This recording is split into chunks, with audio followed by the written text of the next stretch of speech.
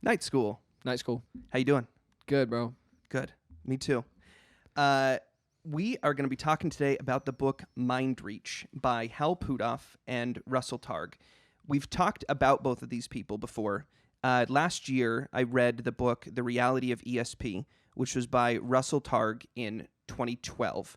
That book was an attempt to be like a layman's, simple as he could put it, most convincing stories he could tell kind of presentation of his years of research into ESP, psychic phenomena, mostly remote viewing, but he's been looking into a lot of other things as well.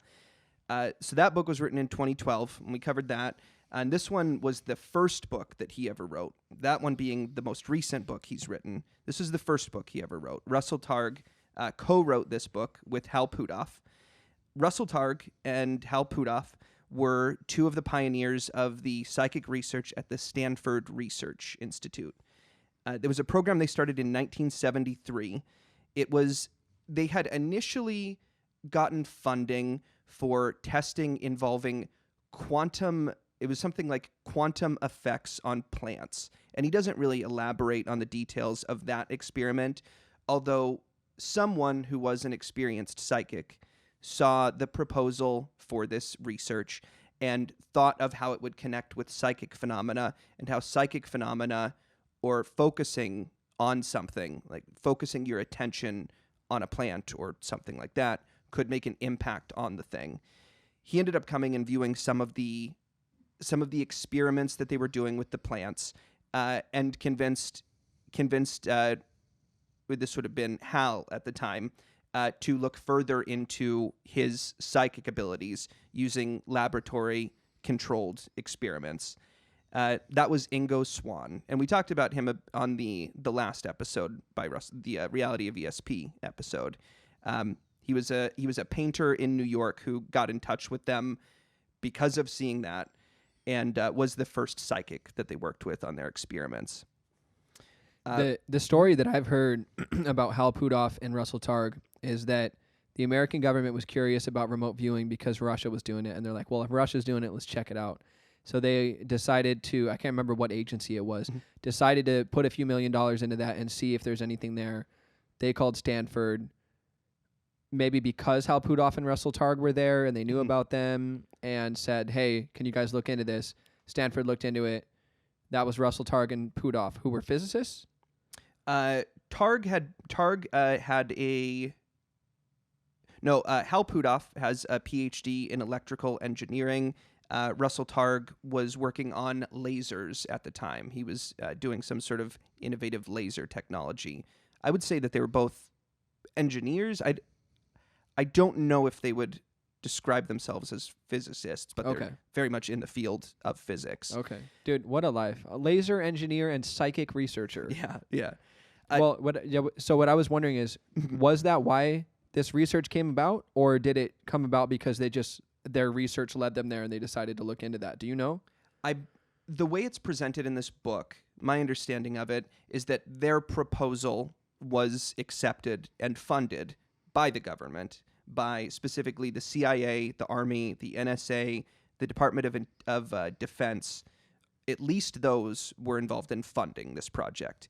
Now, it could be that they were already aware of what the Soviets were doing and that they wanted to make a program and had sort of like a standing thing out there, like hoping to fund anybody that was going to do psychic research in the U.S.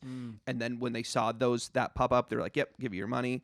Or it could be that they just put up their proposal as to what kind of research they think should do, and the government's like, yeah, that seems like a good idea. That's worth throwing a few million at. Why not? Right.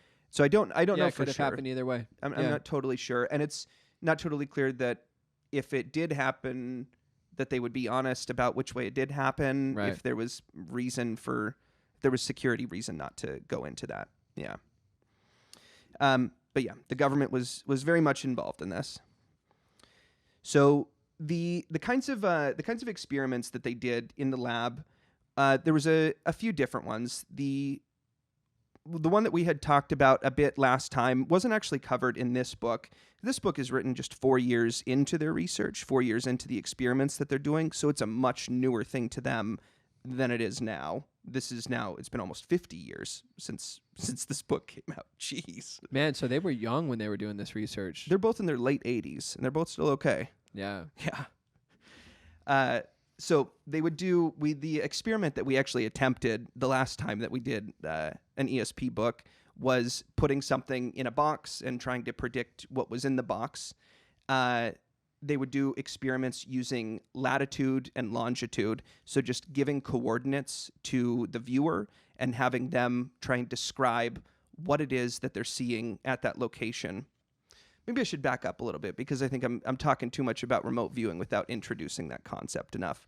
Remote viewing is the process of somebody sitting down and being able to describe a location that they're not at. So it involves... every explanation I've heard of it involves like quieting your mind, like the same thing that we hear in any sort of meditation practice. Like you need to be able to quiet your mind and be able to listen to what sort of inputs are coming in. You can't be thinking or be being too analytical when you're trying to do this. But you need to clear your mind and you need to just try to focus your attention clearly and without thought on whatever the target is.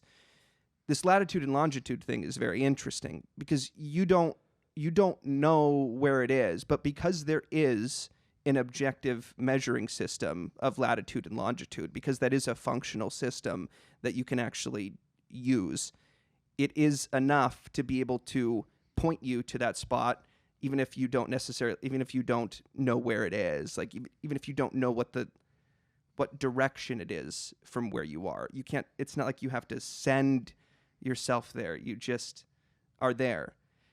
And this is a really bizarre concept.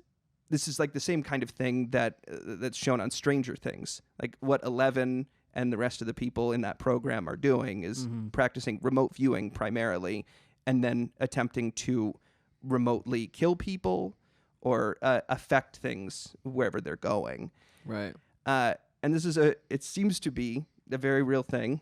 Hal and Russell claim that there has never been anybody that they've brought into the lab to do an experiment with remote viewing that has not had statistically significant results.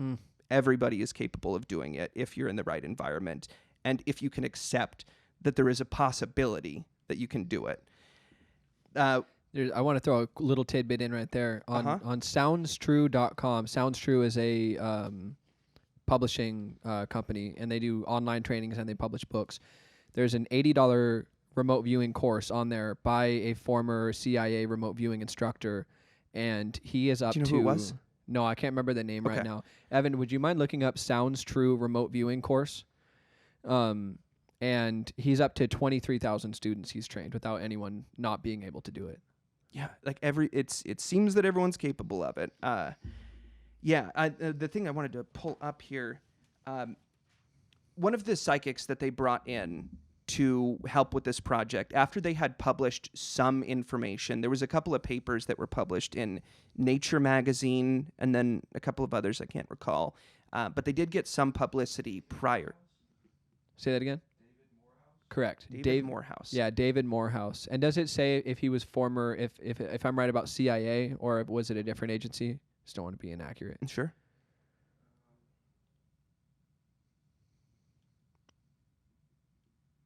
And I haven't tried that course yet. But to me, technologies like that are, I think it's important for... He was in the Army. Oh, and then he works in the CIA. Okay, Army and CIA. I think that's like almost like a Second Amendment equivalent issue to me. Like if that technology exists, then everybody should know how to do it. Like let's not just let only the government know that. Like if that exists, let's make sure everybody has the ability. I don't see a need for it in my personal life, but it's just like some people will be like, I don't shoot much, but I have a gun. You know, I want to be like, I'm not a psychic or anything, but like I learned it. It's in there. Yeah. If I ever needed it. I think about it like I would sure like to be able to find things. Right. I have a pair of shoes. I don't know where my pair of shoes are. I was thinking about that today. Like, I wish I could just like view where it is. Right. And I might try to do that. Like, I have tried that, and I've never been successful at that. I know that I cannot do that. If I lose something and then I go, can I just like project my consciousness to that object and lead my... That never worked. But what you have done, I think we've talked about this on the show before, was you had a friend, he was a homeless guy, you were going to get him to go to church. He didn't show up to church. And you just drove to where he was. You were like, okay, I'm going to go get him. And you had no idea where he was, but you knew exactly where he was. And you just drove there. So I did do that, but it wasn't that when I prayed and said, hey, God, I want to bring this guy to church. Just show me where he is. I know you can, and I'll just go pick him up. I didn't then get an image and then drive to that place. I had met him at Howard Amon Park, which for those who are out of the Tri-Cities, it's a really popular park here in Richland, one of our 3 cities. And it's right off of the main road of Richland, George Washington Way. So I got an image of a park called Leslie Groves that is just north of Howard Amon. And I drove to that park, and I didn't see him, and I was like, oh, it didn't work. And then on the way back, I happened to see him in the parking lot of Ace Hardware. So it was almost like God was like, I'll bring you to him, but I'm not going to let you think that you can just summon data from me, but I'll get you there. Interesting. But it seems like you can just probably summon data if you believe hard enough. Yeah. And there's a bit I want to read here. Maybe even if you're doing it for evil intention, maybe just like I could slap you right now and that's evil. Maybe we have the ability to do it regardless of what the intention is. Yeah, and they explore that a little bit. Like their monetary gains do seem to legitimately not work as well. Like if you're trying to enrich yourself, it doesn't seem to work as well, which is interesting. But it's also not like useless for that, but it's not as useful, which is weird. I'd be really interested to hear how they were able to narrow down, like how do you set up a study to figure that out? Yeah, I'm not sure. I don't remember that part well enough. But yeah. The bit that I wanted to read here was about Pat Price. Pat Price was a Burbank police commissioner, Burbank, California. And he was someone who for his whole career thought that he would just or through most of his career, thought that he was just very lucky and had really good hunches. And he would just think about where is this missing person? He'd be like, I wonder if they're there. I got a feeling they're there. And he'd go there and he'd find them and be like, look at me, good hunch. And he'd just think it was luck and stuff. And then he said eventually one day, he did that's the trick is not trying, right? So he's like, boop. Yeah. And so one day he decides it becomes enough data that he's like, oh, this is not luck. It statistically makes no sense for it to be luck. I must be I must be knowing in some way that I don't. And he discusses how by accepting that about himself, it became much more useful and it became much more comfortable to use and was able to integrate it into his life in a way that was very natural. What of Price's view of himself as he turned in success after success? In a word, Price was absolutely convinced that what he was doing was very ordinary. In a November 20th, 1974 interview in the Huntington, West Virginia Herald Dispatch, he expressed it this way: "There's absolutely nothing mysterious about it. Just decide. There is nothing specific to do. If a person has convinced himself he can't, with certainty, he cannot. If a person is willing even to concede a slight possibility he can, then that's a point where he starts doing it. If one observes that it could be useful to him, let that be so. If not, let that also be so." So if you think this is something that could be useful in your life, and you become convinced enough to admit, yes, this is possible, I could get flashes in my head that would give me information that I need to accomplish something, or flashes about the future. If you become accepting of the possibility of those things can start happening. Yeah. Now that does kind of invoke the argument against that would be oh, you're just convinced it's real, so yeah, you start looking for confirmation. It's yeah, maybe, but I don't think that's the case. That's not what the statistics indicate. That's true. No, right. There have been way too many studies that are statistically significant, right, to wave it off with that. And those who will wave it off with that will wave it off with that. Do your For thing, sure. man. Yeah. Limit your own potential because it irritates you that something weird happens in the world. Exactly. Go ahead. Yeah. You can't convince everybody of it. If they don't want to do it, they don't want that to be a feature of the world, it ain't. Yeah. Yeah. But I'd like it to If be you mine. really believe that there's no capability of your mind to reach outside of itself, you're absolutely right. Yeah, if you don't believe in yourself, you're right. Right. You're always right. Yeah, Pat is a fascinating guy, and there was a lot of discussion about him in Reality of ESP. If you want to go back and listen to that, it just like some case studies about like cases that he solved, missing people that he was able to find in absurd ways, like didn't make any sense. Yeah. Amazing stuff. Pat Price was one of the people that they worked with a lot. Where'd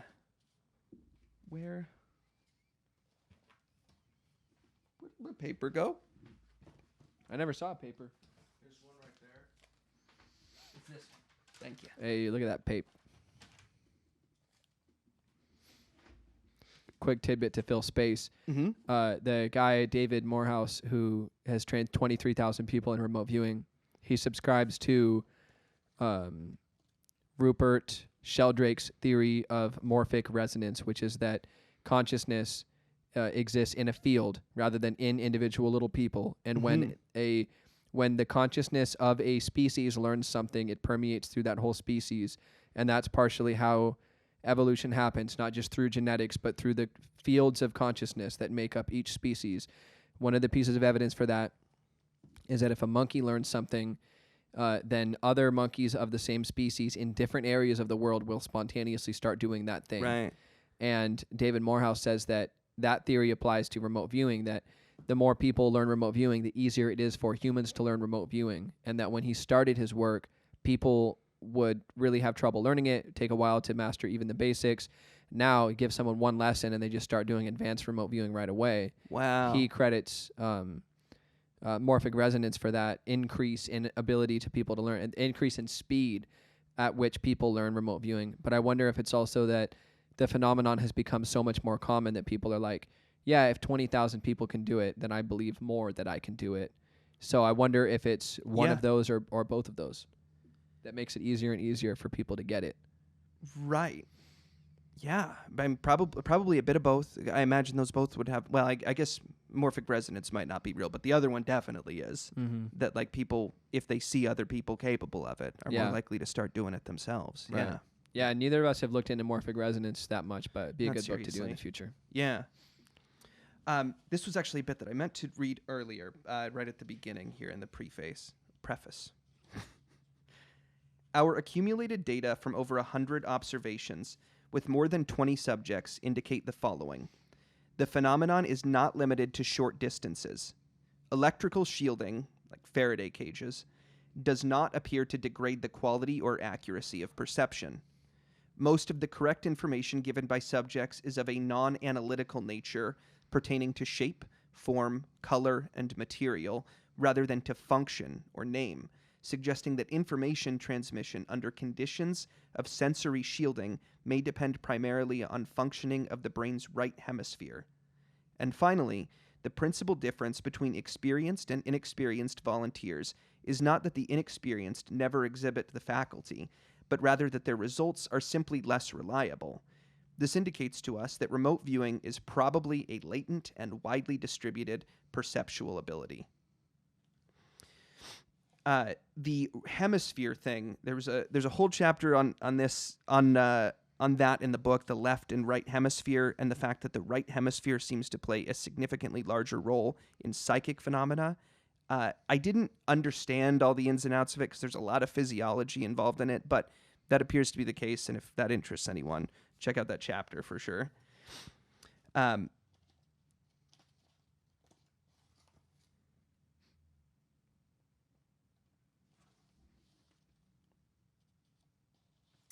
I have a few parts I want to read in here. I dare you. I'm going to do it. Another type of test that they ran with the psychics that they were working with is a magnetometer test.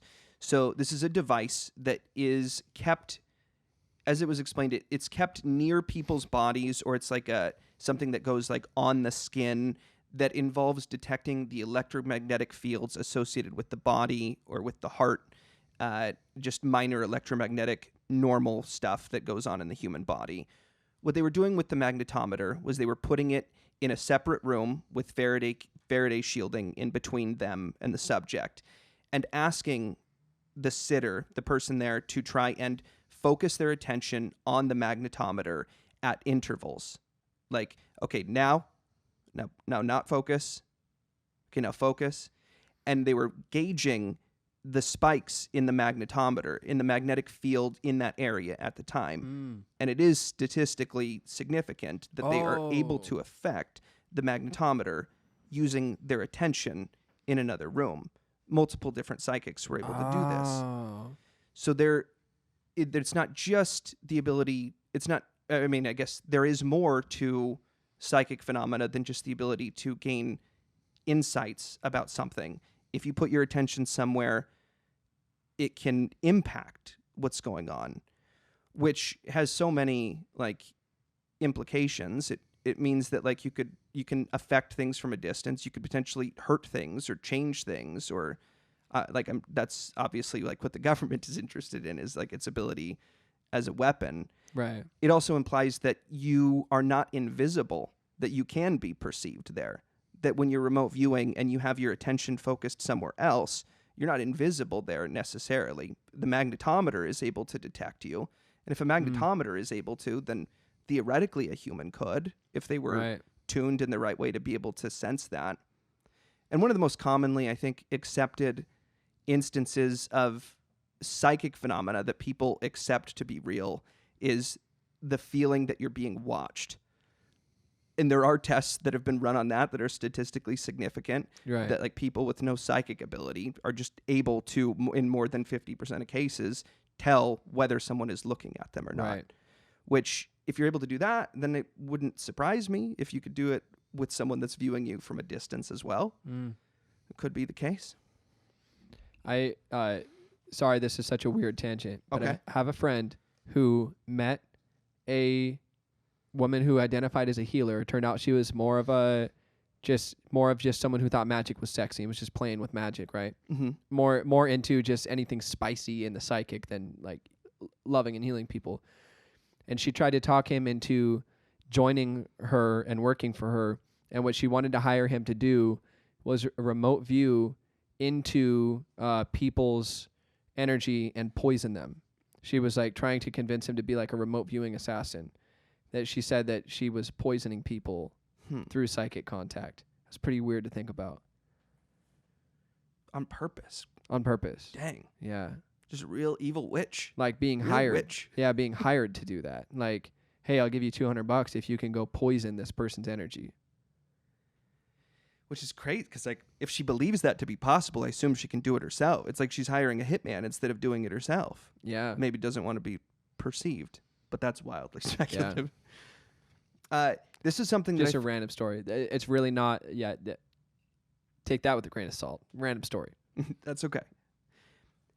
This is a really interesting thing about the magnetometer tests.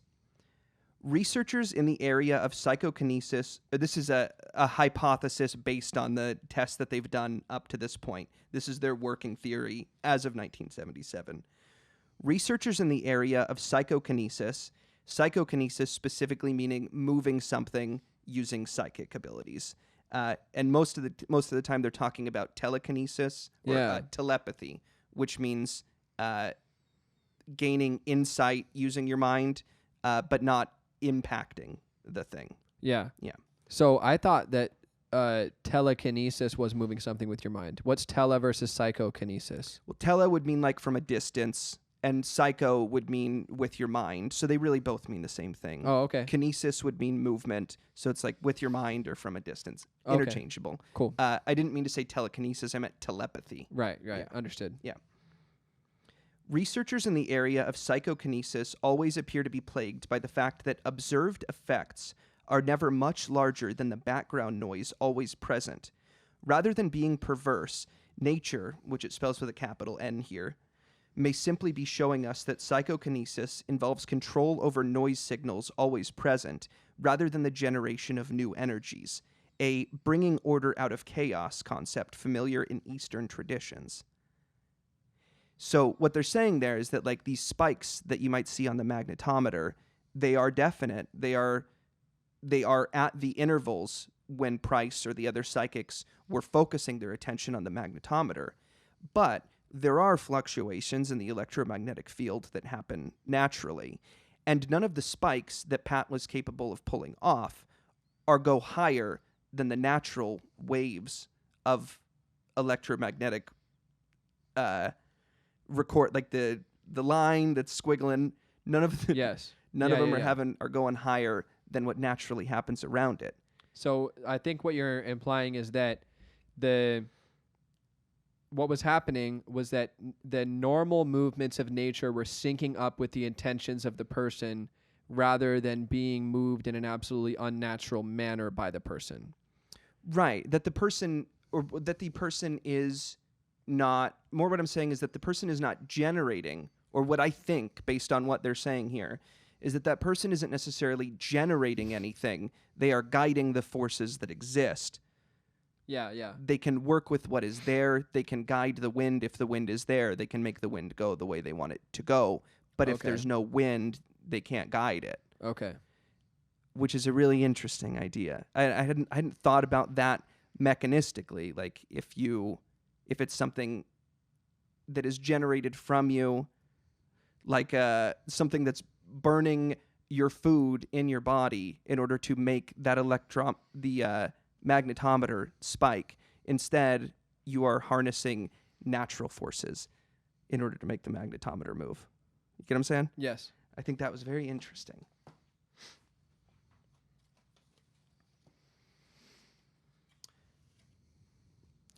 Another one of the psychics that they worked with a lot was a woman named Hella Hammond, who was not a psychic at all up to this point, was a friend of theirs who was an artist, a photographer was mainly what she did. It sounds like she did a lot for like Nature magazine. She was a freelance photographer and sold photos. But the government went to Hal and Russell and told them that they would like to see testing involving people that are not accomplished psychics or that don't identify themselves as psychics. And so they asked their friend Hella to come in. Hella ended up being someone that was better, like more consistent than Ingo or Pat. Like she ended up being kind of better than them just because she had some sort of natural ability, even though it wasn't something that she was trained for up to that point. They did an experiment on her that was meant to see if she could have a psychic insight unconsciously. So they told her and introduced her to another test subject, and they said that we're going to be in separate rooms with all kinds of controls and everything. They're very, very thorough. They go through all the like ideas that they have about how this could have gone wrong. If you're thinking, like, if you're listening to me talking about this and thinking about, like, oh, but I bet they didn't think of this. Oh, I bet they weren't doing, like, they did. They thought about way more than you did. Right. And they elaborate on all of that here. But they told Hella. It's not like they had degrees in being interested in the psychic. Right. They were engineers. Yeah. So they told Hella, what we want you to do is we want you to push this button when you sense that this other person in this other room has a light flash in their face. So there's one person in one room, a light blinks in their face, and Hella needs to push this button when she senses that light blinked. They also have her hooked up to an EEG machine that is monitoring her brainwaves. So they have her do this test, and her guesses are not statistically significant. She doesn't correctly get the insights. Yet, if you look at her brainwaves, her alpha waves do spike at the moments when the other person is getting the light flashed in their face. So she has unconscious reactions in her brainwaves based on the other person, yet she consciously was not on the same page with what the alpha waves showed. Whoa. So she was capable of having psychic insights unconsciously and only unconsciously. Interesting. Yeah. Interesting that you say alpha. That is so you walk around in beta, that's your normal waking state of consciousness. Mm-hmm. Light trance is alpha, deep trance is delta, sleep is theta. So I'm interested in the fact that the brain waves that spiked in her head are associated with the light trance. Let me read this more specifically to you here because it might mean more to you. This experiment proved to be successful. 8 to 10 hertz is what would interest me the most. Hella's alpha activity showed a significant reduction in average power, around 24%, and peak power, around 28%, during the 16 flash per second condition as compared with periods of no flash stimulus. A similar response was observed for the 6 flash per second case, negative 12% in average power, negative 21% in peak power. But the latter results did not reach statistical significance. So which brainwave spiked? That's what I thought you were going to go into more. I'm sorry. The alpha activity slowed down at those times. Alpha activity slowed down. Decreased. Okay. No idea what Okay. that means. Alpha covers, I think it's 8 to 12 hertz. So neurons are firing 8 to 12 times per second in the kinds of brainwaves that you call alpha. So 8 to 10 hertz is called alpha 1, and 10 to 12 is alpha 2. Alpha 1 is what's associated with transcendental meditation.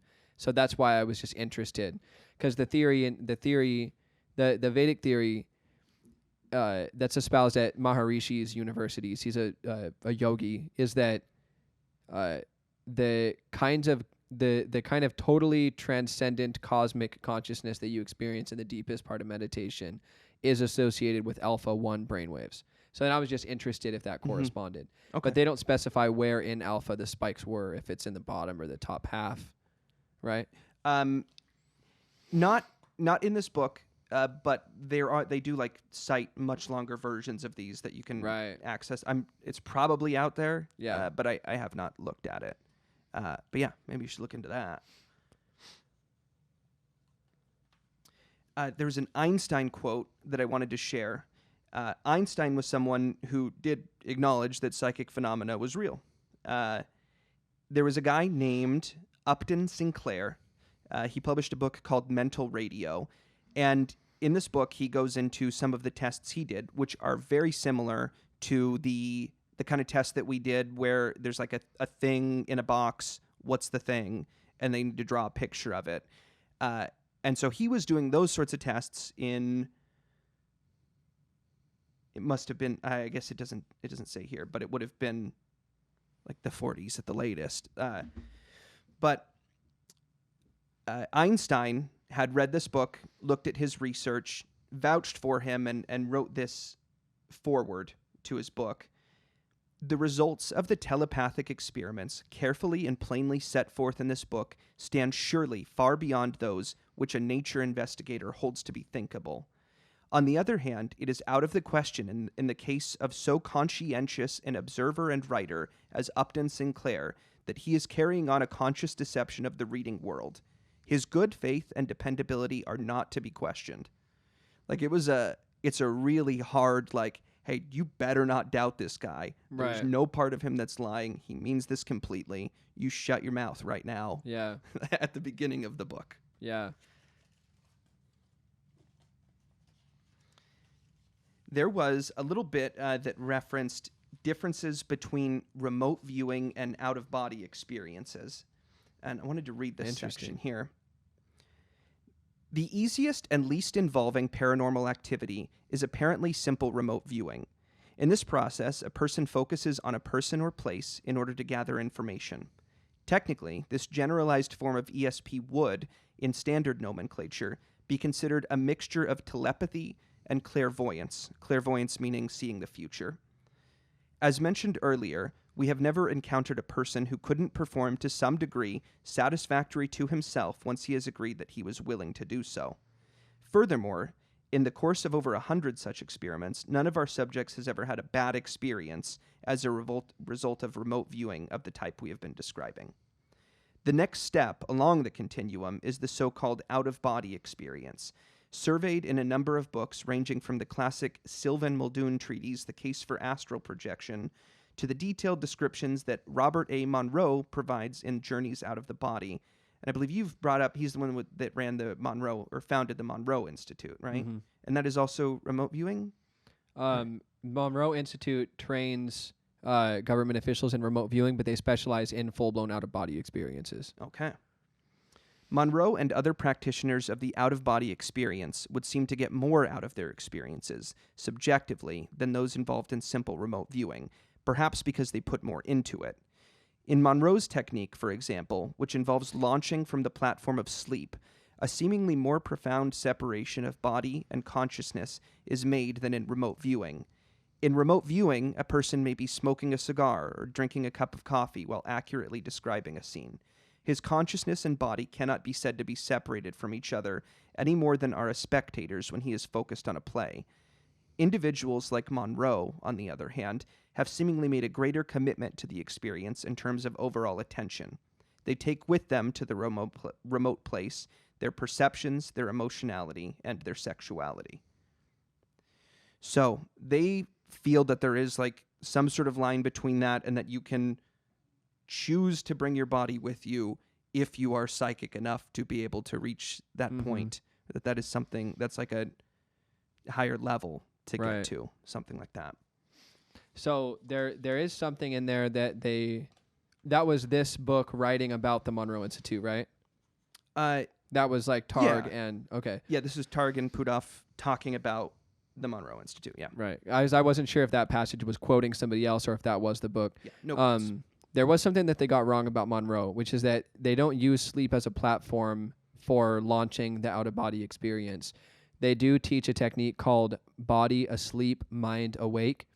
So you first, you learn to relax your body so completely that more of your attention moves into the realm of mind out of the realm of body, and then you launch from that point. But it's not sleep. It's putting your body to sleep. And remaining fully aware and alert throughout the process. And then they play these special instrumentals called binaural beats. It's called they coined the term hemi-sync technology, meaning hemisphere synchronization. So they don't operate on the assumption that it's the right hemisphere of the brain that makes these phenomena possible. They operate on the assumption that when you are able to get the left and right hemisphere to simultaneously fire at the same rate. So you pervade both the left and the right hemisphere with 8 hertz frequency.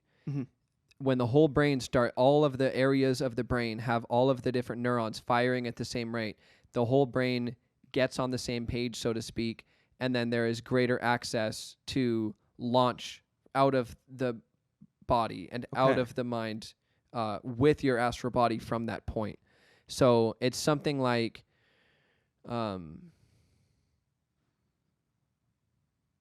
it's like if you can fully, this is a weird metaphor, but if you can fully see both sides of an argument, you've transcended the argument. If you can fully synchronize both hemispheres of your brain, you transcend the brain. That gives you the ability to leave your body and your brain. Interesting. I don't know exactly why it works that way, but that's the technology that they use. It's not about falling asleep. Interesting. Yeah, I mean, they may not be that familiar with it. They may not have done that much research on it. It is also possible that they have updated their methods since 1977. Oh, good point. That the Monroe Institute was like, they've made it better now. Could be. Bless you. Because Robert Monroe happened to be a researcher for an audio company, and he spontaneously started remote viewing in his sleep. And then he used his resources as an audio researcher to develop techniques that could teach people how to reliably do it. So it started in sleep. So maybe it was like that initially. Very but possible. These subjects are so weird. Like, it's crazy how reputable of people get shit like this wrong. Sure, like, yeah. If you read the Gateway Report by the U.S. Army on how Transcendental Meditation, the Monroe Institute, and weird shit like this operates, their description of Transcendental Meditation is like miles off. Like, right. It's Transcendental Meditation is repeatedly thinking a word. That's the core of the technique, and there's more details of it, but you're repeatedly thinking a word. The Gateway Report says that Transcendental Meditation is done by focusing on the base of the spine and imagining energy moving up it until you have a Kundalini awakening. Like, they're miles off. Right. It's so interesting. It's like the Senate talking to Zuckerberg about how Facebook works. Yeah, exactly. Yeah. So you're saying that you make money, but you don't sell, and how are you making your money, good sir? Got him. There's He's like, well, we run ads.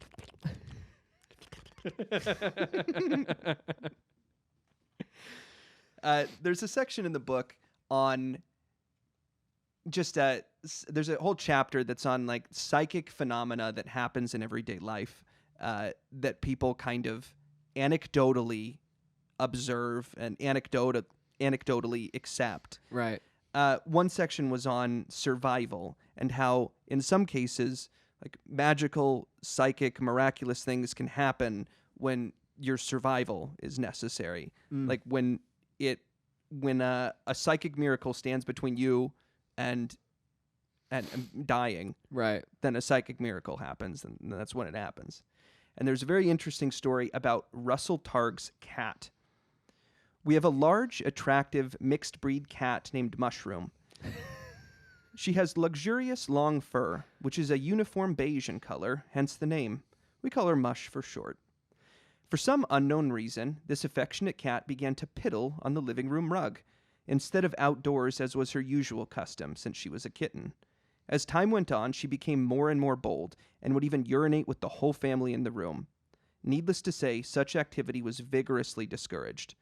A whole research program was mounted to try and find a way to get the damn cat to quit peeing in the house. Nothing succeeded. Finally, my wife and I decided that the cat had to go. Joan called the animal shelter and arranged to have the cat received and probably put to sleep the next afternoon. On the morning of... He was going to murder his cat for peeing in the house? How long do you let a cat pee in the middle of the house in the living room floor before you go, we got to get rid of this thing? Yeah. Some amount of time. Dude, at least kill it yourself, pussy. Let's have this thing assassinated by an animal shelter. Yeah. How about you take on that karma on your own shoulders, bro? Finally, on the morning of the appointed day, Joan spied the cat curled up on a chair, sleeping in the morning sun.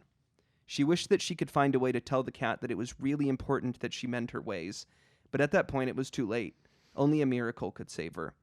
However, with one's life hanging in the balance, miracles are seemingly not so hard to come by. As the children were dressing for school, we heard a shout of excitement. Joan and I came to see what the commotion was about. The source of the wonderment was the cat, who was standing on the toilet seat, urinating into the toilet. One can only conclude that she got the message. 6 months have gone by, and she has never gone back to her old life-threatening ways. It is interesting to note that even if she had happened to go outdoors on that fateful morning, that would not have saved her. It required something really momentous. What? What the fuck? I love how at the end of that story he goes, and just to be clear, we're still willing to kill her if she ever does it again. No. That's not what he said. What he said was... She has never returned to her life-threatening ways. We continue to threaten her life. I don't think... No. Well, those ways were life-threatening, and yes, they would continue to be now. Yeah, if she did them again. Yeah. Okay. I was thinking you meant the other part, that even if she did go outside, that wouldn't have done it. She needed to piss in the toilet. Oh, no, because that wouldn't have indicated anything. No, I get that part. Yeah. I thought that was a very interesting... That's crazy. A very interesting kind of miracle. The Monroe Institute actually trains people in communicating with pets as well. Interesting. I've never looked at that training. I don't know how it works. They have like probably 36 lessons. And actually, for anybody listening, you can find all of that for free on YouTube. Like $5,000 worth of Monroe Institute content. You can go on YouTube and just watch them. Like if you look up track 01, Wave 01, Monroe, you'll pull up what is essentially album 1, track 1 of the Monroe Institute curriculum. And then you just lay down and put your headphones on, and you can do all the exercises on there. So the first one will be like how to put your body asleep while your mind is awake. And the next one will be like how to do that and then move all of the contents like your fear, your worries, your anxiety, your attachment to the physical in a box and lock it. And then how to put an energy bubble around you to protect you from negative entities when you leave your body. They do all of these steps. And then once you've completed all of the steps, then you get to a track where eventually it says, now it's safe for you to leave your body. You're ready to do this. You know how to do this. Do it. So it's like building blocks of lessons. And I don't know if the pet ones are on there, but like they have lucid dreaming training, communicating with pets training. They have like more advanced out of body experience training. Because Monroe got to the point where he could go to other planes of reality and speak with all knowing beings, and they would give him tours of the universe. Like he wrote a trilogy of books, Journeys Out of the Body, Far Journeys, and The Ultimate Journey. And The Ultimate Journey is a fucking doozy. Because that book is about how to use remote viewing to contact God. And one of the things, because he talks to an all-knowing being who he's like, you can show me anything that I want to see, right? And yeah, absolutely. Like, I'll bring you wherever you want to go. It's like, show me the perfect person. So he brings him, to, here's the greatest person. He, like, introduces him to this saint, and he has this conversation. And show me the perfect time in human history. He brings him back millions of years. And there's these spiritual giants who are perfectly intertwined with nature. Giants? They don't, no, spiritual giants. Oh, okay. Like incredibly spiritually advanced humanoids from millions of years ago on Earth. Okay. Who are naked and unashamed and healthy. And he asks them, like, do you guys have diseases and parasites and bugs? And they laugh and they're like, diseases? Like, you guys don't even know how to manage your own bodies? Like, where are you from, dude? And even though he was visiting in an astral body, they were like, oh yeah, we see you, we can talk to you, like, come on in. Like, they lived in such a way that they were on Earth, but they were also clearly able to see him and talk to him. So he has all these crazy experiences in that book. And the Monroe Institute goes from just learning to astral project to learning how to use out-of-body experiences to go not just anywhere on Earth, but to other planes of reality like that. Right. And John Chang, who we covered in episodes 1 and 3. I love how much he comes up still. Yeah, I love him. But he discussed astral projecting into heaven, and then after like a long meditation meeting with God, like when he was living out, he spent months living out in the jungle alone, just going crazy and eating, like, foraging for food. But yeah, he discussed astral projecting for weeks at a time.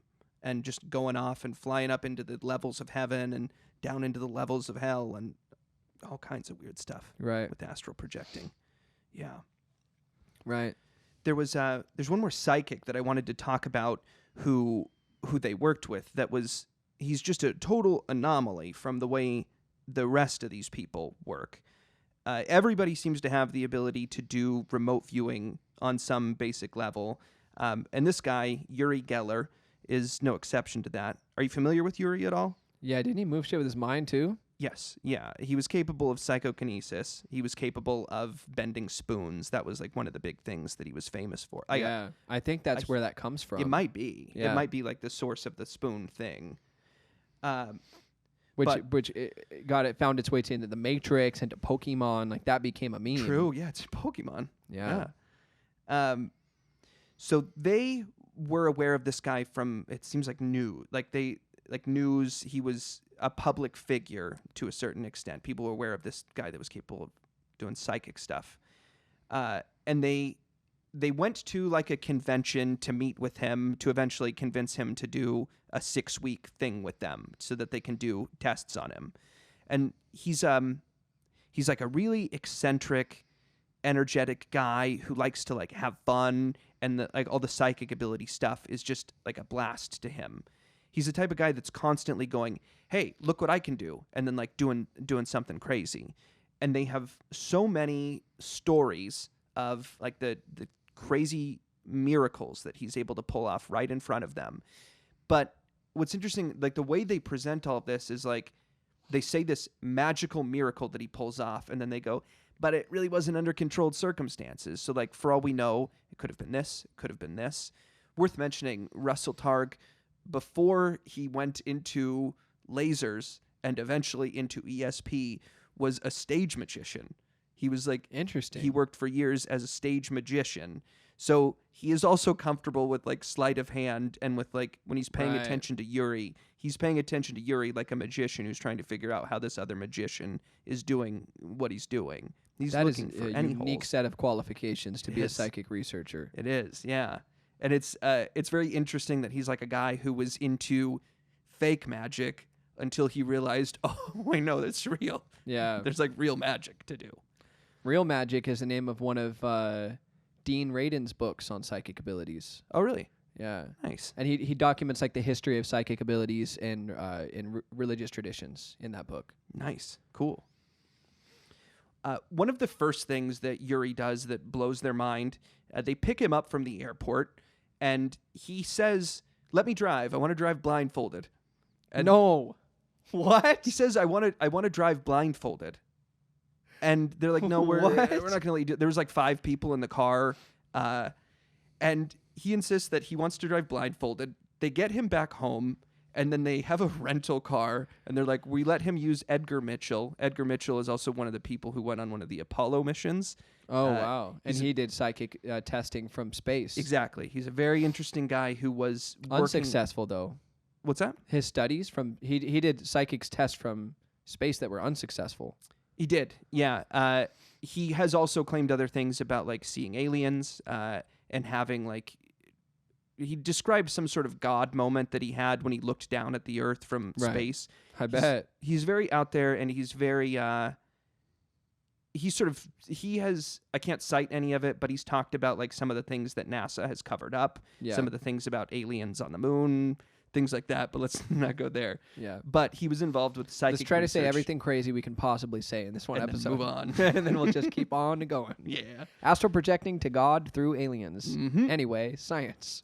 So Edgar Mitchell's there, and they decide to let Uri drive Edgar Mitchell's rental car.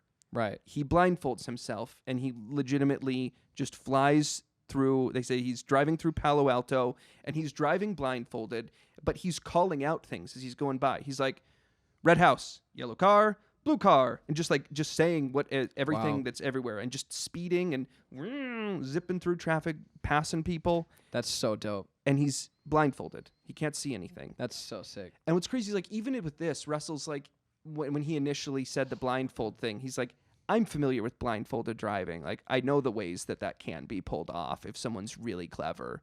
Like, he's familiar with people that can do that in a magician-y, illusion-y way. But what he saw there was not something that he expects someone would be capable of doing. Oh, so he was in the car. Yeah, he was in the car, and he initially, when he heard this blindfolding idea, was like, well, that's not really going to show us much because I'm aware of ways that people could blindfold drive and not get into a wreck. But yet what he does end up doing, the aggressiveness of the driving and the fact that he's calling out all the things that he can see as they're driving down the road blind, is not something that he's can understand. That is so sick. Yeah. We got to get psychedelics in here, right? We had a friend who took mushrooms and then walked into the forest by himself and got lost, and he just ended up laying down having a series of interesting internal experiences. And one of the things he experienced was he spontaneously gained the ability to see around him with his eyes closed. And a bug landed on his shoulder, and he went like this and grabbed the bug, and he's like, there's no way, right? And he opens his eyes, and he really did have a bug in his fingers. That's so interesting. Yeah, that's crazy. I wonder, there's got to be some esoteric tradition somewhere that has a name for that, right? I wonder what that kind of vision is even called. So what Uri Geller claims, like how his powers work, like what it is that makes it work, is that there is a spirit or a group of spirits that he refers to as Spectra. And this Spectra hangs out around him, and it is like the power that he's channeling. So he openly says this, and Russell and Hal are not interested in spirits. That's not something they're researching. They're interested in psychic abilities that this guy may have, and that story is just not important. The Spectra thing is not important. But he'll reference Spectra, and there's a time where he's like going to do some sort of test with them, and then he like asks Spectra, like, Spectra, can I go ahead and do this? I need a sign. And then like something that could not possibly have beeped in that setting ended up beeping in that room. And Russell's like, I mean, for all I know, there's some sort of electrical anomaly that could have affected it, so it's still no good. But yeah, that happened, and it was right in front of us, and it doesn't make any sense. So it seems like there's some spirit that's around him. He claims that, so it's kind of hard to dismiss that as... he wouldn't make that up if it wasn't true. I don't know. He could. Here's one Yeah. theory. Here's one theory that I have. People have all of these different religious ideas that give them powers and abilities, and it's possible that human potential is unlimited because we are all drops within the ocean of pure consciousness that manifests and does everything. And if you believed 100% that you could do anything, you could just do anything. But people invent stories and mythologies to grant themselves power. So the belief that there are spirits around you called Spectra and that they give you those powers may allow you to give yourself permission to access latent abilities. Interesting. You see what I mean? Yes, like he is using the existence of this thing that he calls Spectra that is actually a part of himself, or Right. consciously or unconsciously. Right. And that is like the reason he believes in it. Right, I know right, I can right. do this because Spectra's here with me. But Right. Spectra's it's just still him, Yep. or he's lying and like he's making Spectra up. Yeah. Uh, So there's Yeah. a really far out Christian book called I couldn't even call it Christian. It's called the Aquarian Gospel, and it's this crazy book about the life of Jesus from an alternative perspective and the travels that he allegedly did in Tibet and India and Persia and Egypt and all this stuff, right? And he was at I think this was India or Tibet. He was at a pool that was similar to the pool in the New Testament that people would go to and try to get healing. He went to that pool and healed a guy there. okay. There was a pool like that he was at in India or Tibet. And if people went there a certain day out of the year, they would experience miraculous healing. And he basically told them they have the ability to heal anyway, but they choose to project that power onto this place at this time. And if they just believed that they could be healed at this place at any time, they could just be healed at any time. And if they believed they could be healed anywhere, they could just be healed anywhere. And in the New Testament, like the mainstream narrative on Jesus, when he heals people, he tells them, your faith has healed you. He doesn't tell them, that. yes. Your faith has healed you. That's what he says to people after he heals them. He never says, I healed you, you're welcome. He always says, your faith has made you well. Pretty interesting. It is. So maybe the belief in, and still I've like the day that I did that I went and found, what was his name? Eugene. The day that I went and found Eugene to bring him to church, I believed that the Holy Spirit would bring me to Eugene. Does that mean that's the real mechanism by which it happened? That the omnipotent aspect of the Creator personally guided me there? Does that mean that that's how it happened? No, not necessarily. But that story made me believe that would work, Yeah, for sure. Yeah, that could be the case. I want to say that I think Spectra. Let's go over some more of the things that he is capable of doing. Yeah. He's another thing that's interesting about him is he's there to cooperate with their experiments and to try and do like controlled experiments. Yet it sounds like he's constantly resists them, and he's constantly like, nah, I don't feel like doing that right now. And he's always like kind of avoiding the controlled experiments. Most of the time they can't get him nailed down on things. They are able to get him to bend a spoon in front of them.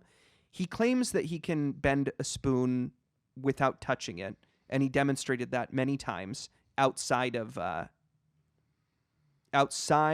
controlled environment. He demonstrated like just bending someone else's spoon while it's in their hand. Like there's descriptions of many dinners that they're at where he's just kind of goofing around and like, and just like bent, like stuff's getting somebody else's spoon, and like somebody will like go to eat their soup, and it's like all of a sudden their spoons in out. That's hilarious. They describe that like there's a stop sign. He has like a long driveway, and he has a stop sign at the bottom of the driveway because there's like at the bottom of the hill there's the road, and you need to make sure to stop there because oncoming traffic. So he has that stop sign there, and when they got to his house, the stop sign was there.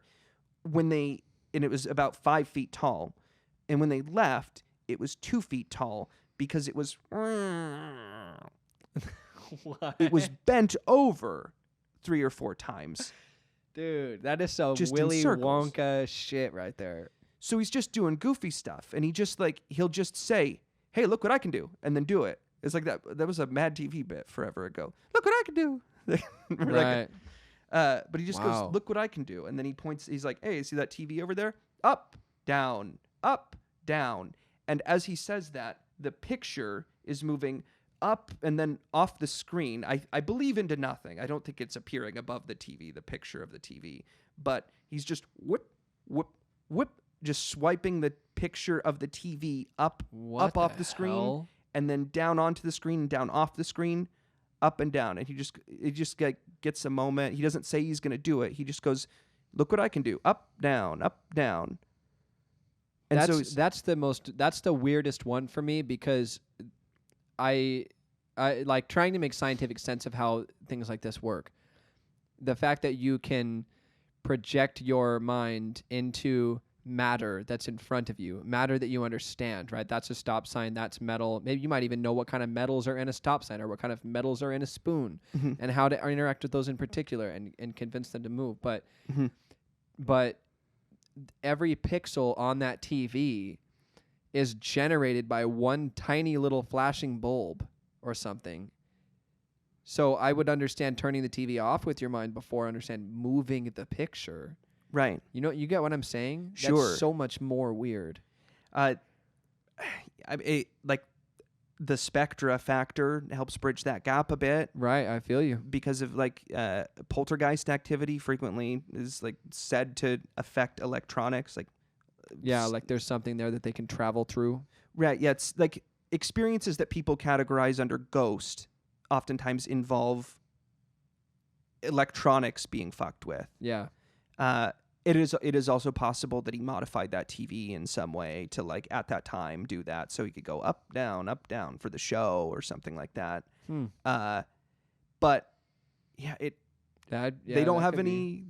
They can't accept it. They can't say he did that magically because it's uncontrolled, and there's hypothetically other ways they could explain it. Yeah.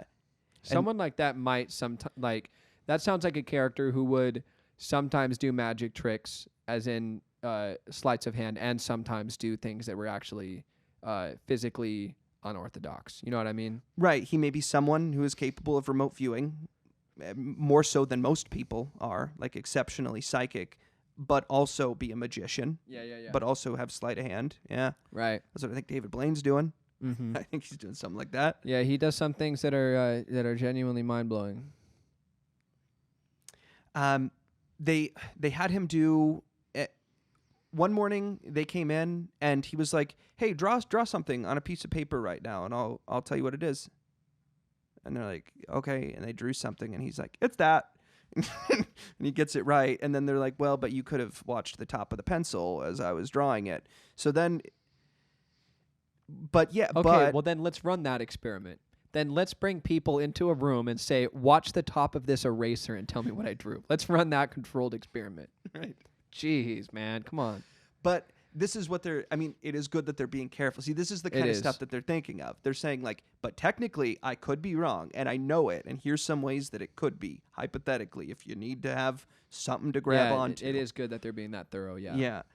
Yeah. So then they're like, well, maybe you saw that. So then everybody just started every day bringing in a new little drawing and like being like, hey, what'd I draw in my pocket? And he'd be like, you drew that. And they're like, yep, that's right. Then just do that every day. And he always knew what they had drawn and folded that'd be up and creepy, put in their wouldn't pocket. Yeah, I don't know how that functions. I don't know if he's looking in the pocket. I don't know if he's watching them before they come there. Could be this if there's or looking 5 seconds into the future to the point where they say, "Yep, that's what I drew," and seeing himself say it, and then skipping back and saying what he just saw himself say. Right. Or the spirit is going and looking. There's the spirit spying, and it just goes and like looks around at everybody. Or the spirit can read everybody's mind and then whisper it to him, or something like that. At one point, they were doing some sort of test, and he was supposed to bend a piece of metal that was in front of him. And in the middle of the test, as they're filming, one of the rods in the camera broke, and they hear a click, and then they hear like spooling, and the film, something in the camera, which according to the cameraman could never break, would never happen, broke, and then all of a sudden all the film was just like going off into the part that it wasn't supposed to in the camera. Like he broke the camera on accident while they were documenting some sort of controlled experiment. Hmm. And it sounds like that was a frequent thing, like electronic failure of documentation equipment happening while they're trying to do the controlled experiments. Also, in a controlled room, he was never able to bend from a distance. I don't know if I actually got to saying that, but he was not able to do that in a controlled room. Oh, interesting. Only in an uncontrolled room. He was able to bend a spoon with his fingers on it, but they got to say, like, for all we know, he has some incredible micromotor abilities that allow, or like understanding of the metal or something like that, that maybe with his, just with this little bit, he's able to do it. Right. It doesn't even make sense, but yeah. No, that just feels like such a reach. Yeah. Well, there's a chance that that Spectra is so in the spirit of the magician, right? The magician is one of the 12 archetypes. And so the 12 archetypes are like the 12 aspects of God. Like if the 12 archetypes were in perfect harmony, all simultaneously, like the spirit that unites and harmonizes and holds together the 12 archetypes is the very spirit of God, right? Okay. But the 12 archetypes are like 12 forces that pervade all of being. They're represented as the 12 zodiac signs. They're represented as the 12 tribes of Israel, the 12 disciples, the 12 archetypes of Jung. It's these forces that dance around the shared center that is God. And one of them is the magician. And the magician's job is to, and it's I think the magician and the jester are two different archetypes. But the point of that archetype is to make life fun. Willy Wonka is the great like model of those two archetypes and how they interplay with each other. And how they like can both like complement each other really well. If those two archetypes are at play in that spirit, if that's that spirit's job to make life interesting, make life fun, inspire wonder and awe in people, it might choose to give him those abilities when he's in public and not give him those abilities when he's under controlled study. That is more fun. I can see how that's more fun. That's more fun. Like, oh, look, I'm for sure not lying, but you can't prove it. Like, right. That is funnier. That's way funnier. Yeah. Yeah, if that was your job, like just, everybody knows what it's like to embody the spirit of the magician and the spirit of the jester. Everyone knows how satisfying it is to play hide and seek or play, what do you call the... Peekaboo. Peekaboo. That's what I meant, not hide and seek. Play peekaboo with a baby, right? And they get stressed out for a second because they can't remember that. It's just you again. Right. And to create that experience for them, how much joy that brings you. Yeah. And how it's not an evil thing. Like, because I think a lot of people would be really superstitious about spirits like that. Like, oh, he must have deals with demons. Right. Maybe he has deals with beings that are fucking around. Maybe this could just be fun. Maybe it's not that serious. Right. Seriously. Yeah. I mean, that's what people are like. If someone at the store does something to you absolutely ridiculous, right? Like Robin Williams walks up and he farts and says no one will ever believe you. He's not being evil. Bill Murray. Thank you. Yeah. Bill Murray. He's fucking around, man. It's more likely that these spirits, if there's really this spirit or this group of spirits with him, it's more likely that they're fucking around than they're doing something evil. It doesn't seem Isn't that evil. what life is like? It doesn't seem like he's just having fun. It seems like he's just having fun and going around and going, look what I could do. And then something else is doing something. He's going, right. Just getting off on that. That's part of the message of those archetypal forces is lighten up. Yeah. Like Rogan tells a DMT story, big image of a jester, and they're all just flipping him off. And as soon as he laughs and finds it funny that they're flipping him off, instead of alarming, they just go, ha, ha, ha, and they start laughing instead of flipping him off. So they're going, hey, don't be so serious, man. And then he laughs and they go, yeah, okay, you did it. That's our job. Just get you to loosen up. Yeah. Yeah, that is a good story. Another thing he was able to do, they tried to do a magnetometer test, which involves a pen on a grid, like a seismograph or like a lie detector test, pen on a line moving up and down sort of thing. When he tried to do it, what he did instead was he broke the pens. And so instead of getting like the proper results that you'd expect to see, you get the lines going up and down, and then you get just like just red ink all over the rest of it, just a mess. That's funny. Which is great. Like that's really funny. It's like that's such a cool graph to have. Like he broke it. Yeah, you did a study, right? What were your conclusions? Conclusions: the pen broke, sir. Destroyed the machine. Both the pens broke at the same time. That's awesome. Yeah. One of the things that they had him do is they had a steel ball that was under a what do they call it? Something bell, like a glass bell sort of shape to go over it to make it so that he can't be like the strings. shape of a bird cage. Yeah, exactly. Yeah. So just a solid glass thing to put over this metal ball so that there's no way that he's touching it or blowing on it or doing anything like that. And he's trying to get the ball to just move, and he can't get it to move, and he's getting frustrated. And it says that what he said was that he just looked up and said, "Dear God, help me move this shit." And then he looked at it again and it moved. What? He just said, "Dear God, help me move this shit." And then it did move. That's pretty funny. So they don't get a ton of like usable information from him. And you know what's interesting, and what makes kind of your jester point even more poignant, is that prior to the publication of this book, Puthoff and Targ ended up getting a lot of so many P's.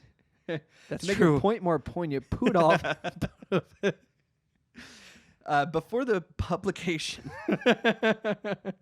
of this book, they had gotten a lot of shit in the news because of their work with Uri Geller, because this guy came to them that was like, he actually wanted to write a hit piece, but was acting like he was interested in what they were doing, and it lined up with his research. But instead, he just took all their research and then went and wrote a hit piece about all the like claims that they're making, and like just lying about what their claims are, lying about the lack of safeguards that they've put in place, and they're acting as though Uri Geller is their primary thing. And so this article was like, oh, these guys at SRI are talking to that Uri Geller guy, and they just got him in there doing whatever and acting like, oh, hey, he did it. And they're not doing anything to safeguard. So there was like a whole hit piece written about them because of the stuff that they did with Uri Geller, which they didn't even make any claims about. They weren't going to like make claims about Uri Geller because none of it's good data, because it's all uncontrolled. It's just interesting anecdotes. It's crazy miracles, as they said, it's crazy miracles that happened in the lab, but it's not data. It's not useful for anything. And they weren't going to claim it. So then instead of being able to publish their work about the psychics that are very controlled and like the simple remote viewing stuff that they've done, they were going to come out and release all that, and it would have been respectable. But instead, they got a hit piece that said, these guys over here are claiming that Uri Geller did all this, and they just had him outside in the woods doing whatever he wanted. Like, so Uri Geller, although he was very interesting to them, he ended up hurting their reputation, which, if this sort of jester thing is true, it also completely obscured all their data. It destroyed all of it. It's like, oh, let's not even let everybody see that remote viewing is legitimate. That is truly comical. Like, bring me in here. Yeah, oh, I'm so psychic. Yep, I'm gonna be such interesting data for you guys. But instead, he just shows up and like shows them a bunch of whoo, and just like goes around the whole office, destroys everything, and goes, no one will ever believe you, just like Bill Murray, right. And then walks out. So the fact that he even got involved was a prank in itself on Stanford, on the government, on psychic abilities everywhere. So the whole purpose of this research was to give power to a government, right? Because it's like Russell Targ and Hal Puthoff could have as pure of intentions as they want, but they're hired mercenaries gathering data on the supernatural for a government that is gonna do shady things with it. Yeah. And like, maybe the spirits actually wanted to obscure that data. You know what I mean? Like maybe, but I mean, the government still got the data they needed. It was more the general public whose opinion was affected by his involvement. So I assume it's hard to say sometimes whether the government is like thinking rationally or whether they're made up of the same kind of idiots that we're made up of. Right. It's hard to say Right. how much credit you should give them. But I do think we are more susceptible to propaganda. Like they have the power to produce that. Yeah. Yeah. But Uri Geller was a real anomaly that they worked with. And I know there's a lot more information out there on Uri Geller. He was already a notable public figure at this point, so he had already done a lot of weird stuff publicly. I know there's books just on him. But he was one of the people that they worked with in the first few years of their research. And he's fascinating because he is so different from how all the rest of them work. And in light of what Pat Price said about, or no, it wasn't what Pat Price said. This was what Targ and Puthoff said in regards to what Price had just done, but about the idea that the effect cannot be greater than the background noise. Like an electromagnetic impulse that you use your attention to put on something can only harness the electromagnetism up to that point that it exists casually in the area. Like it can only put the highest peak there. So I wonder if something like a possibility with someone like Uri Geller could be that he sees things that could happen, that he understands like the potential that like there is the potential that a miracle could happen right there where the TV goes up, down, up, down. If I believe it at that moment, there is a window for that to happen. Oh, I see what you mean. So then he sees that window. It's coming in 3, 2. Look what I can do. Whip, whoop, whip, whoop. And just acts as though it was like something that he can do whenever. But these things are clearly not things he can do whenever. They couldn't get him in the lab with a TV and have him do the up, down, up, down. Right. They couldn't get him to bend a spoon at a distance. It wasn't. So he could have a combination of extrasensory abilities and unique knowledge of the inner workings of electromagnetic waves or something like that. Yeah. And figured out how to, just like if like, I'm trying to think of an example with like you're walking around with a little kid and something natural happens that the kid doesn't understand, and so you just use it and you go, "Hey, want to see a miracle?" And you just, like you could do that with like a geyser that goes on a regular basis. Oh, Old Faithful, Yellowstone. Yeah, like and that. you know when the geyser is going to go up. Yeah. Yeah, so you go like, "Hey, watch this," and you toss something just so that the geyser catches it right when you toss it or something, and the kid is like, "Did you summon the geyser?" Right. But no, you just know how it works and that this is the time where that happens. And so if I do it at that time, it's going to work. Which is not, it's just something I thought was an interesting possibility that he could see something like that. Though it still seems like it's more likely that it's exactly what he said it is, that he's got a spirit that's hanging out with him and it's making him look cool while at the same time making everything look dumb. Because that's funny. Right. That does seem like the most likely.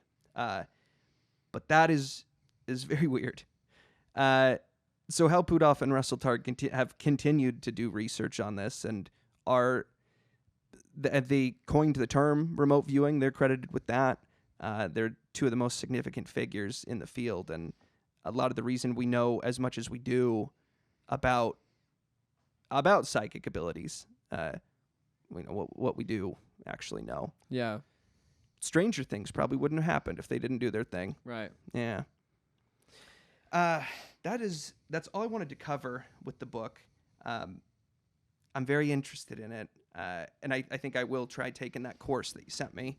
Yeah. See if it's something, I know it's something I could do because everybody can do it. Yeah. So I can do it. Yeah. And so can you. Anybody. If you believe it, you can do this. It's real. Look into it. Yeah. Do you have any questions or anything? A comment. Mm-hmm. I'm taking a class called Science of Consciousness for the 21st Century at MIU. It's one of my last courses. I'm almost done with my bachelor's there. Sweet. And that course is about how psychology is on the verge of going through a revolution that physics has already gone through, which is to graduate from seeing the universe as a place where a bunch of fundamentally separate entities interact to a place that is fundamentally unified, but expresses itself as entities that appear from a relative perspective to be separate. So classical physics views the world as certainly comprised of some tiny building blocks if we can just find them and identify them. And then once you move through quantum mechanics to eventually a unified field theory based view of the universe, you no longer, because they zoomed all the way into cells and then all the way into molecules and then all the way into atoms and then all the way into quarks and leptons and all the way through until they realized that the universe is composed of some stuff. And that stuff, the quantum fields, can manifest as forces and manifest as particles. And then, what do you know? The only thing that makes sense is that if we continue going down to more and more fundamental and more powerful scales of reality, and after the Planck scale, which is a meter to the negative 33rd. So that is so small that I think it's a trillion times smaller than an atom. It's something like that. Once you get smaller than that, you're in the quantum realm. There's no particles anymore. It's just stuff. Anyway, you eventually get down to the unified field. And then, so physicists have gone from thinking that everything must be fundamentally separate to everything is fundamentally unified. Psychology is on the verge of going through that same graduation where we realize minds are not separate. Minds are fundamentally conjoined, but the great human mind is embedded in the great cosmic mind, and each individual mind is embedded in the great human mind. And I think that that's right. I think that they're right about that. I think morphic resonance will be probably validated, and extrasensory phenomena, they aren't accepted. Like Carl Rogers, absolutely normie, very well-known psychologist, not some new age guy. He wrote a bunch of groundbreaking books on psychology, and he coined a kind of therapy called person-centered therapy. One of his books is called On Becoming a Person, and in that book he says there's more evidence that psychic abilities exist than there is that aspirin prevents heart attacks. Right. But it's not accepted because it doesn't fit into the paradigm. And the paradigm right now is human minds are fundamentally separate from one another. There are some kinds of metaphysical brick walls that exist between the minds of people. That's the dominant paradigm. Even though we all know on a functional level that it's false, it's the dominant paradigm. So you go, well, there's evidence for psychic abilities. You go, nope, that doesn't really fit into the puzzle. Like, I don't know how to plug that into my understanding of the world, so fuck off. Right. And that's not going to work for much longer. And psychology is going to get real interesting in the next few decades, I think. I think so too. Yeah. I think we're definitely on the verge of something. And I think that although right now everybody kind of doesn't accept psychic abilities, or it's hard to even draw the line at like what is like when it becomes psychic or when it becomes extra. But I feel like eventually just kind of everybody's going to accept it and act as though, yeah, of course this was always the case. Oh yeah. Like it's going to be a really sudden thing, and like once there's a critical mass of people, it's like, duh, yeah, this was always right. Right. Something interesting that they said in the book was it's always it's acceptable to be wrong. People are happy to be wrong as long as they're just not alone. As long as it seems everybody else agrees and they know, like even if they know they're wrong, it's like this is fine. It's more comfortable than being for sure being right and being alone. Right. But people aren't alone. We're like the people that are right are not alone. Right, and most people, I think that more than 50% of people are willing to admit that something extrasensory has happened to them. If you get down to it and defining that, yeah. But then they will still say, my paradigm of the world is that minds are fundamentally separate. It's like, okay, well, that's everybody exists in contradiction. I'm not saying like, oh, some people believe ideas that contradict other ideas they believe. No, we all do, for sure. But that's... A kingdom divided against itself cannot stand, right? That contradiction is going to get resolved eventually. Yeah. And it's going to get resolved eventually by an idea that modern physicists currently believe that the universe is fundamentally unified. That idea needs to be married with our paradigm on consciousness. Max Planck himself, who that who the Planck scale of reality is named after, regarded consciousness as the fundamental substrate of being. The same exact way that yogis from the Vedic tradition describe it.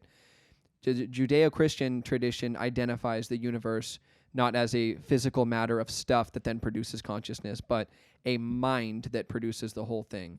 Hermetic philosophy says the same thing. One of the 7 principles in the Kybalion, the universe is a mind. Mind is primary. This idea is, it has existed for a long time, and it's something that the human species is remembering. It's not like this brand new novel idea. Like, the Vedic tradition has been saying this for thousands of years. The Hermetic tradition has been saying this for super long. The Judeo-Christian tradition says this without realizing that they're saying this. And now modern physicists are saying this. And it's like, once you've encountered that idea and plugged it into your understanding of reality, it makes so many things make sense. And that's the point of a scientific theory. Like, how many mysterious phenomena can your scientific theory explain and make sense of? And that theory, that consciousness is the primary substrate of being, and that consciousness exists in a field rather than in these little pockets, it makes so many things make sense. It's like, that's so too. That's the next paradigm on consciousness. I think so. There's a line from Lost that's really stuck with me, where Jack, man of science, logical guy, doesn't believe in any of this nonsense, is having a conversation with Ben and a bunch of other people, Ben being a believer, man of faith.